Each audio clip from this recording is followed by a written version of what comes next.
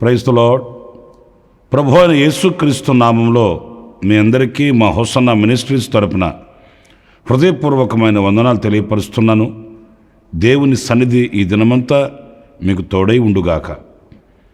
ఈ పూట పరిశుద్ధ గ్రంథంలో లూకా సువార్త 1వ అధ్యాయం 42వ వాక్యాన్ని మనం చదివితే, స్త్రీలలో నీవు ఆశీర్వదింపబడిన దానవు, నీ గర్భఫలమును ఆశీర్వదింపబడును. ప్రియులారా, ఇక్కడ ఒక చక్కటి మాట మనం చూస్తూ ఉన్నాము తల్లి అయిన మరియమ్మను గురించి. ఇక్కడ ఆమెను ధన్యురాలు అంటూ ఒక ఆశీర్వాదకరమైన వాక్కు మనం చూస్తూ ఉన్నాము. ఎందుకని ఈ ఆశీర్వాదానికి ఆమె యోగ్యురాలయ్యింది, ధన్యురాలుగా ఎందుకు మార్చబడింది? దేవదూత పలికిన మాట మనందరికీ తెలుసు, నీవు కృప పొందితివి అనే మాట. ఈ ఆశీర్వాదానికి, ఈ అర్హతకు ఆమెలో ఉన్న సుగుణాలు ఏంటి అనేవి మనం ధ్యానించవలసిన విషయాలండి. ఎందుకంటే మనుషులు మనల్ని మెచ్చుకోవచ్చు, కానీ దేవుని యొక్క ఘనత, దేవుని యొక్క మెప్పు మనకు కలగాలి అనంటే మన హృదయ అంతర్భాగాలు చూచే ఆ దేవునికి మనం యోగ్యత కలిగిన వారమై ఉండాలి అనే విషయాన్ని మనం మర్చిపోకూడదు. పిల్లరా, దేవుని వాక్యంలో మనం చదువుతాము, ప్రభువు మెచ్చుకున్నవాడే యోగ్యుడు అనే మాట కూడా మనం లేఖనంలో చదువుతూ ఉంటాము. అందుచేత ఈ తల్లి అయిన మరియమ్మను గూర్చి మనం చదువుతున్నాము. ఈ ఘనత ఆమెకు కలగడానికి ఆమెలో ఉన్న సుగుణాలు ఏంటి, ఎలాంటి వ్యక్తిత్వం కలిగినది ఆమె అనేది పరిశుద్ధ గ్రంథంలో చూసినప్పుడు చాలా విషయాలు మనకు లభ్యమవుతాయి. అందులో కొన్నింటిని మనం ఈ పూట కనుక ధ్యానించగలిగితే, ఈ అధ్యాయంలోనే 38వ వాక్యంలో మనం ఒక మాట చదువుతామండి. మరియా, ఇదిగో ప్రభు దాసురాలను, నీ మాట చొప్పున నాకు జరుగునుగాక అనెను. అంతట దూత ఆమె యొద్ద నుండి వెళ్ళెను. ఈ మాట చదివినప్పుడు ఇందులో మనం ఏం గ్రహిస్తాము? దేవదూత దిగి వచ్చి ఆమెకు ఒక వార్త చెప్పిందండి. ఎలాంటి వార్త అనంటే, మనుష్యమాతృలుగా ఎవరు సహించలేనంత వార్త అండి. ఒకవేళ అది సర్వలోకానికి శుభవార్తే కావచ్చు, వినేవాళ్ళకి అది సంతోషకరమైన వార్తే కావచ్చు, కానీ అనుభవించే వారికి అది సంతోషకరమైన వార్తేమీ కాదు. మరియ తల్లితో దేవదూత చెప్పిన మాట ఏంటి? నీవు గర్భవతివి కాబోతూ ఉన్నావు, నీవు ఒక శిశువునకు జన్మనిస్తావు.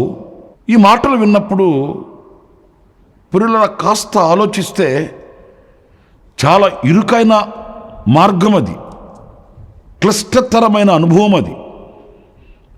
పైపెచ్చు తల్లి అయిన మరియమ్మ దేవదూతకి ఇదే ప్రశ్న అడిగిందండి. నేను పురుషుని ఎరుగని దాననే, నాకు ఇంకా వివాహం కాలేదు కదా, నేను ఒక బిడ్డకు జన్మనివ్వడం ఏంటి?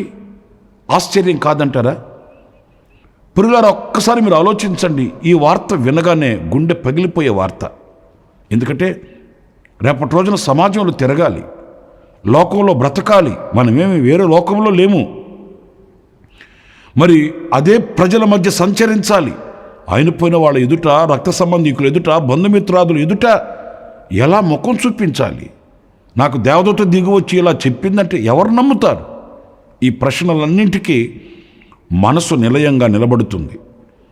అలాంటప్పుడు ఒక్కసారి మీరు ఆలోచించండి. ఒకవేళ దేవునికి మరియ తల్లి యోగ్యురాలుగా కనబడి ఉండవచ్చు, కానీ మనుష్య మాతృలకి ఎలా చెబితే నమ్ముతారండి? ఈ రోజున ఒక చిన్న లోటు ఏదైనా మనలో కనబడితేనే ప్రజలు దానిని చరిత్రలుగా రాసి పెడతారు. ఈ తరానికే కాదు, రాబోయే తరానికి కూడా మిగలబెడతారు ఏదైనా అంత కనబడితే. మరి అలాంటిది వివాహం కాని ఒక యవనస్తురాలు గర్భవతి అయి కుమారుని కంటుంది. ఆయనకి ఇమ్మానుయేలు అని పేరు పెట్టబడుతుంది. నీ గర్భంలోనికి ఖడ్గం దూసుకొని వస్తుంది. ఇలాంటి మాటలు సహించలేని మాటలండి. కానీ నా ప్రియమైన దేవుని బిడ్డలారా, ఒక స్త్రీ స్థానంలో ఉన్న ఆ తల్లి, ఒక యవనస్తురాలుగా ఉన్న ఆ తల్లి ఇవన్నీ ఆలోచించి ఆమె ఆ ప్రణాళిక నుంచి వైదొలగవచ్చు. కానీ ఆ తల్లి అలా ఆమె వైదొలగలేదండి. దేవుని సంకల్పానికి శిరస్సు వంచి, దేవుని ప్రణాళికకు శిరస్సు వంచి, దేవుని ఉద్దేశాలకు శిరస్సు వంచి ఆమె ఆలోచించే అంత సమయం కూడా ఇవ్వలేదు. మరుక్షణమే దేవుని దూతతో ఆమె చెప్పిన మాట, నీ మాట చొప్పున నాకు జరుగునుగాక. పిల్లలు చూడండి, నీ దాసురాలు మీద నీ కటాక్షం నిలుచునుగాక. నీవు ఏమైతే పలికావో అది కష్టమేనైనా, అది నింద అవమానమేనైనా. పిల్లలు చూడండి, ఈ రోజున క్రైస్తవ లోకంలో తెలిసి ఒక నింద వస్తుందంటే ఎవరైనా అంగీకరిస్తారండి? తెలిసి ఒక అవమానం వస్తుందంటే అంగీకరించే క్రైస్తవులు ఈరోజున ఉన్నారండి? మన ప్రార్థనా మందిరానికి ఒక తమ్ముడు వస్తుండేవాడు, ఆ మధ్య కనిపించట్లే. నేను అతను కనిపించినప్పుడు అడిగాను, ఏం తమ్ముడు నువ్వు ప్రార్థనా మందిరంలో కనిపించట్లేదు అట్లా అంటే ఆశ్చర్యకరమైన సమాధానం చెప్పాడండి. అతను అంటాడు, అన్నయ్య నేను మా వాళ్ళు ఎవరు రక్షించబడలేదు, నేను ఒక్కనే వస్తున్నాను. అయితే మా చుట్టుప్రక్కల వాళ్ళంతా నన్ను అదొక రీతిగా చూస్తున్నారు అన్నయ్య, నేను చర్చికి వస్తుంటే అందుకే రాలేకపోతున్నాను. అదొక రీతిగా చూస్తున్నారంటాడు. మరి ఏ రీతిగా చూస్తున్నారో మనకు తెలియదు. సజీవుడైన దేవునిని ఆరాధిస్తూ, పవిత్రుడైన దేవునిని ప్రార్థిస్తూ, ఆయన సన్నిధిలో నిలిచి ఆరాధన చేసుకోవడానికి వాళ్ళు అదొక రీతిగా ఈయన చూస్తున్నారట. వాళ్ళు చూసిన దానికే ఈయన ఆగిపోయాడట. చూసారండి ఎలాంటి వాళ్ళు ఉన్నారు? వాళ్ళు చూసిన దానికే ఇతను ఆగిపోతే మరి ఒక స్త్రీ స్థానంలో ఒక యవనస్తురాలుగా ఉన్న తల్లి ఇంకెంత ఆలోచించాలి? రేపటి రోజున మా వాళ్ళు అడిగితే ఏం సమాధానం చెప్పాలి? వాళ్ళు ఎలా శిక్షిస్తారు నన్ను, ఎలా వాళ్ళు వెలివేస్తారు నన్ను, ఏ చూపుతో చూస్తారు వాళ్ళు, ఇవన్నీ ఏమీ ఆమె మనస్సుకి దగ్గరకు రానివ్వలేదండి. నా దేవుని సంకల్పం ఎలా ఉందా అలాగే జరగనివ్వండి, నా దేవుని ఆలోచన ప్రణాళిక ఎలా ఉందా అలాగే నెరవేర్చనివ్వండి అని దేవుని ప్రణాళికకు శిరస్సు ఉంచిన తల్లి, అదుగో ఆ తల్లి. ప్రియమైన దేవుని బిడ్డలారా, మనకు కూడా మన జీవితపు అనుభవాలలో కూడా ఒకవేళ దేవుని సంకల్పం మన ఎడల ఒక విధంగా ఉంటే, అది మనకు కష్టమైన, అది మనకు భారమైన, అది మనకు సహించలేనిది అయినప్పటికీ దానిని శిరస్సు వంచగలిగిన విశాలమైన హృదయం మనకు కావాలండి. అప్పుడే మనం ధన్యులుగా మార్చబడగలుగుతాము, దేవుని కృపకు పాత్రులుగా మార్చబడగలుగుతాము. అంతేకాదు, కొనియాడబడే ఆ ఉన్నత స్థానానికి మనం చేరుకోగలుగుతామండి.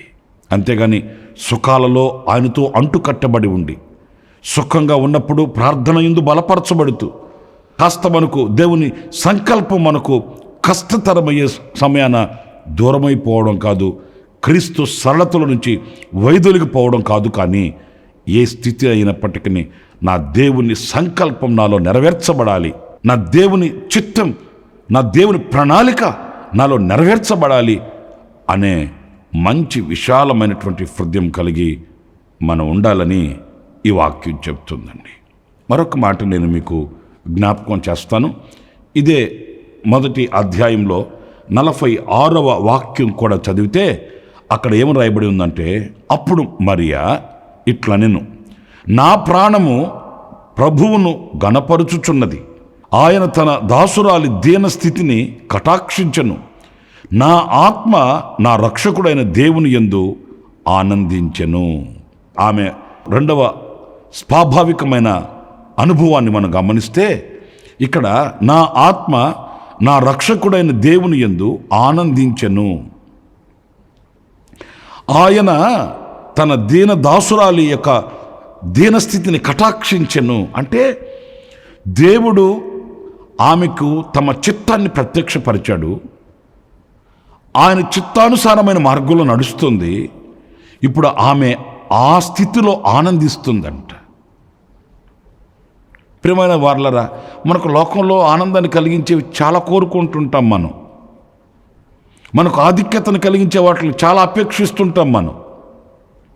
కానీ ఆ దీన స్థితిలో దేవుని రక్షణను తలంచుకొని ఆ రక్షకుడైన దేవుని యందు ఆనందించే వ్యక్తి అండి. దేవుని యందు ఆనందించే వ్యక్తి. పిల్లలు, నేను ఒక మాట చెప్తాను. మీరు మన రక్షకుడైన దేవుని యందు ఆనందిస్తున్నారా, లేకపోతే లోకంలో ఉన్న వాటి యందు ఆనందిస్తున్నారా? కొంతమంది పిల్లలను చూసి మురిసిపోతారు. మురిసిపోవద్దు అని నేను అనట్లేదు. వాళ్ళ ఆనందం వాళ్ళ పిల్లలే. కొంతమంది వాళ్ళకున్న ఆధిక్యతలు, పదవులు, స్థితి, సామర్థ్యతలు చూసి ఆనందిస్తారు, మురిసిపోతారు. నాకు అంతుంది, నాకు ఎంత ఉంది అని. కానీ ఏమున్నా ఏమి లేకపోయినా నా దేవుడు నాకున్నాడు, ఆ దేవుని యందు నాకు ఆనందం, ఆ దేవుని యందు నాకు సంతోషం అని ఆ దేవునిని తలంచుకొని ఆ దేవుని యందు ఆనందించే వ్యక్తులు ఎంతమంది ఉన్నారండి? ఈ రోజున అలాంటి వారిని ఎక్కడ కనుగొనగలమండి? పేదరికంలోనూ, దరిద్రతలోనూ, కన్నీళ్లలోనూ, నిందలలోనూ, అవమానాలలోనూ, శోధనలలోనూ దేవుని యందు ఆనందం కలిగి ఉండడం. నాకు కొంతమంది తెలుసు, వాళ్ళకి ఆస్తులు, అంతస్తులు ఏమీ లేవు. ఆ రోజు కష్టపడితే ఆ రోజు బ్రతకాలి వాళ్ళు. కానీ ఒక సేవకునికి చెప్తున్నానండి, వాళ్ళ ముఖాల్లో ఎప్పుడూ ఆ చిరునవ్వు తొలగిపోదండి. వాళ్ళ ముఖాలలో జీవకళ ఉంటుంది, ఎప్పుడు సంతోషంగా ఉంటారు. నేను ఉండబట్టలేక ఒకరినిద్దరు కూడా అడిగానండి, బ్రదర్ మీరు ఎప్పుడు చూసినా సంతోషంగా ఉంటారు, కళకళలాడుతూ ఉంటారు, మీ ముఖంలో ఆ చిరునవ్వు తొలగిపోదు, ఏంటి మీ సంతోషానికి కారణం ఏంటి? అట్లాగంటే వాళ్ళు చెప్పారు, అన్నయ్య మాకు ఆస్తులు లేవు, బ్యాంక్ అకౌంట్లు లేవు, ఆధారం లేదు, మాకు బంధువర్గం లేదు, ఎవ్వరు లేరు. ఎవ్వరు లేకపోయినా మాకు ఒకటి, మా సంతోషం ఏంటంటే మాకు సర్వశక్తి కలిగిన దేవుడు దొరికాడు. మహత్యము గల దేవునిని మేము ఆరాధిస్తున్నాం. సర్వశక్తి కలిగిన దేవుణ్ణి నీడలో మేము బ్రతుకుతున్నాం. ఈ లోకంలో ఏమీ లేకపోయినా ఆయన యందు మేము ఆనందిస్తున్నాం. ఆయన కృపను తలంచి ఆనందిస్తున్నాం. ఆయన మా ఆనందానికి ఆధారం, ఆయన మా ఆరోగ్యానికి ఆధారం, ఆయన మా సంతోషానికి, సమాధానానికి, సహవాసానికి మాకు ఆధారం ఆయన. ఆయనను తలంచినప్పుడు మాకు ఆనందం, మరి ఆయన కృపయందు బలం కలుగుతుంది. నిజమే. ఈ రోజున నా ప్రియమైన దేవుని బిడ్డలారా, ఆయన యందు, ఆ రక్షకుడైన దేవుని యందు మనం ఆనందించగలగాలి. ఈ లోకంలో ఏదైనా ఈరోజు ఉంటాయి, రేపు లేకుండా పోతాయండి. ఈరోజు మన భుజాల మీద చేతులు వేసేవాళ్ళు రేపటి రోజు రాళ్ళు పట్టుకోవచ్చండి. ఈ రోజున మనల్ని అభినందించిన వాళ్ళు రేపటి రోజున అవమానించవచ్చండి. ఇవి తాత్కాలికమైనవి. కానీ శాశ్వతుడైన దేవుని యందు మనం ఆనందించే ఆనందం ఉందే, అది మిక్కిలి శ్రేష్టమైనది. ఇదిగో ఈ తల్లి అయిన మరియమ్మను గురించి మనం చదువుతాము. ఆమె చెప్తుంది, నా ఆత్మ నా రక్షకుడైన దేవుని యందు ఆనందించుచున్నది. ఇక మనుషులు ఏమనుకుంటే నాకేంటి? మనుషులు పలు విధాలుగా అవమానిస్తే, అనుమానిస్తే, వాళ్ళు నన్ను గెంటి వేస్తే, త్రోసివేస్తే నాకేంటి? వాళ్ళు ఏమనుకున్నా, ఏం గుసగుసలాడుకున్నా నాకు అనవసరం. నేను నా రక్షకుడైన దేవుని యందు ఆనందిస్తున్నాను. ఈ ఆనందం మన హృదయంలో ఉందా అనే ప్రశ్నకి ఈరోజు మన అంతరంగం సమాధానం చెప్పాలండి. ఈ ఆనందం నేను ప్రభునందు ఆనందిస్తున్నానా అనే ఆ ప్రశ్నకి ఈరోజు మనం ఎదుటి నిలబడాలి, దానికి సమాధానం చెప్పగలగాలి. పిల్లలు, ఒక సేవకునిగా నేను కూడా చెప్పగలిగింది ఏంటంటే, ఈ విశ్వాసపు పోరాటంలో మనకు ఎన్నో ఆటంకాలు, అవరోధాలు, అడ్డుబండలు మనకు కలగవచ్చండి. కానీ వీటిని చూసుకుంటూ కూర్చుంటే మన యాత్ర ముందుకు సాగదండి.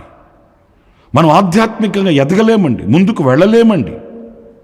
విశ్వాసమునకు కర్తయు దానిని కొనసాగించువాడునైనా ఆయన వైపు చూస్తూ ఆయన యందు ఆనందం కలిగిన వారమై మనం ముందుకు వెళ్ళాలి.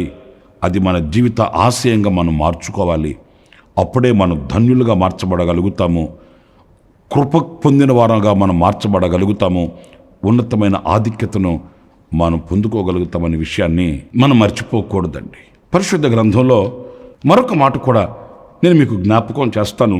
అది 2వ అధ్యాయం 49వ వాక్యాన్ని మనం చదివినప్పుడు, ఆయన మీరేళ నన్ను వెదుకుచుంటిని, నేను నా తండ్రి పనుల మీద ఉండవలనని మీరు ఎరుగరా అని వారితో చెప్పెను. అయితే ఆయన వారితో చెప్పిన మాట వారు గ్రహింపలేదు. అంతటా ఆయన వారితో కూడా బయలుదేరి నజరేతునకు వచ్చి వారికి లోబడి ఉండెను. ఆయన తల్లి ఈ సంగతులన్నీ తన హృదయంలో భద్రము చేసుకొనెను. ప్రియులారా, ఈ వాక్య భాగంలో ఈ తల్లి అయిన మరియమ్మ గారి యొక్క హృదయాన్ని మనం చూస్తామండి. ఆధ్యాత్మికమైన జీవితాన్ని మనం చూస్తామండి.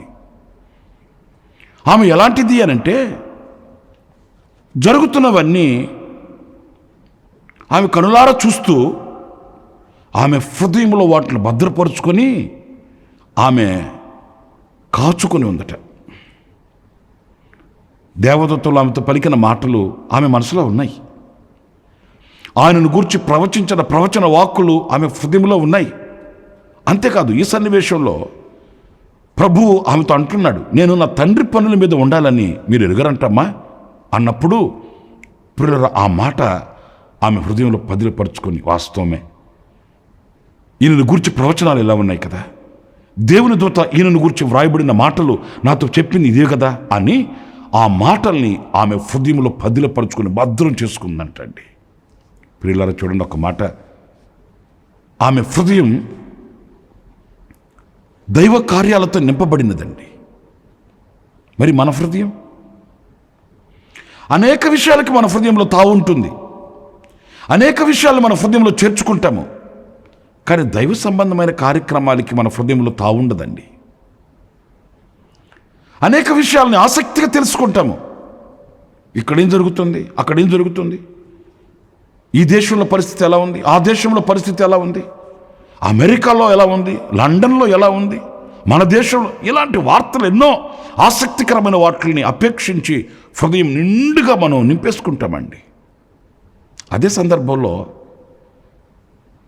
దైవ సంబంధమైన కార్యాలు ఎలా ఉన్నాయి, మన ప్రభువు యొక్క ఆశ్చర్యమైన క్రియలేంటి, రాబో దినములను గూర్చి లేఖనాలు ఎలా ఘోషిస్తున్నాయి, ఏమని చెప్తున్నాయి, ఒక విశ్వాసికి ఉండవలసిన స్థానం ఏంటి, ఒక విశ్వాసి ఎలా బ్రతక, ఇలాంటి ఆత్మ సంబంధమైన వాటి మీద దృష్టి మనస్సు ఉండదండి.